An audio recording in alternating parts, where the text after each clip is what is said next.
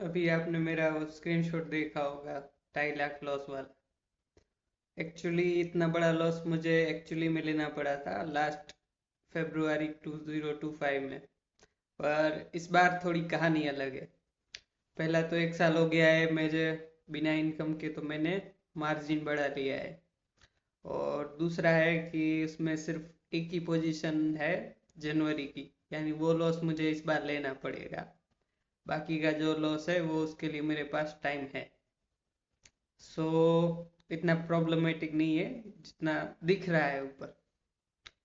पर मार्केट बढ़ जाएगा अगर, तो काम बन जाएगा। अब सोना चांदी की बात कर लेते हैं। सोना मैंने लिया है एक एक नाम। सोवरिन गोल्ड बॉन्ड जब आया करता था तब ट्राई करने के लिए। तो हो ये रहा है कि जब मार्केट गिरता है तो सोना वो पोर्टफोलियो को बचा लेता है। सोने की वैल्यू इतनी बढ़ गई है कि मेरे पोर्टफोलियो स्टॉक से भी ज़्यादा है।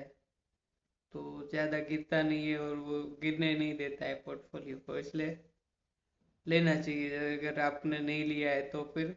और मेरे क्लाइंट है स्पेशली, तो आप कॉल करके हम थोड़ा एडजस्ट कर लेंगे स्कीम्स को, जिससे आपको सोना चांदी आपके पोर्टफोलियो में मिल जाए। और डायरेक्ट लेना है, मेरी तो हिम्मत नहीं हो रही है इस भाव पे। पता नहीं, मैंने जिस भाव पे सब इक्विटी लिया है, सोना लिया है, उस भाव पे तो मुझे मिलेगा ही नहीं, इसलिए फिर मैं ये नहीं ले रहा हूँ। और दूसरी ये वजह है कि वो सिर्फ ऊपर जाते हैं कमोडिटी में। मेरे पास तो अभी पैसा है नहीं, मतलब कम है। ज़्यादा पैसा तो बाद में आएगा, आपके साथ भी ऐसा ही है। अभी आप जॉब कर रहे हैं, जो भी कर रहे हैं, आपके पास ज़्यादा पैसा नहीं है। आगे आपकी तरक्की होगी तब आपके पास ज़्यादा पैसा आएगा। फिर आप लेने जाएंगे सोना चांदी, तब वो और ज़्यादा महंगा हो गया होगा तो थोड़ा ही मिलेगा, क्या फ़ायदा। इसलिए मुझे इक्विटी पसंद है, क्योंकि वो गिरता है तो मैं उसे ले सकता हूँ। और अभी बहुत सस्ता मिल रहा है, तो फिर अगर मैंने बचाया होगा पैसा या प्रॉफिट होगा तो उससे मैं लूँगा। क्या लूँगा? कुछ ऐसा जो कोई नहीं लेना चाहता, तभी वो मुझे सस्ता मिलेगा।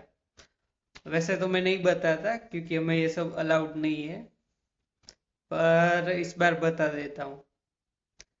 मैं एक टीवी चैनल ग्रुप पे के पीछे पड़ा हूँ।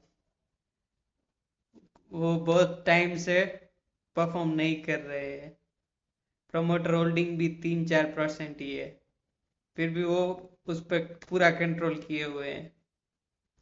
और मेरा एक टाइम का बहुत फेवरेट स्टॉक हुआ करता था, जब मैं स्टॉक मार्केट चालू किया तब मैंने उसे 250 से 400 तक जाते हुए देखा था। अब वो बहुत सस्ता मिल रहा है। मैं सोच रहा हूँ धीरे धीरे करके पूरा चैनल ही मैं खरीद लूँ, क्योंकि वो परफॉर्म नहीं कर रहा है, मुझे बहुत टाइम मिलेगा।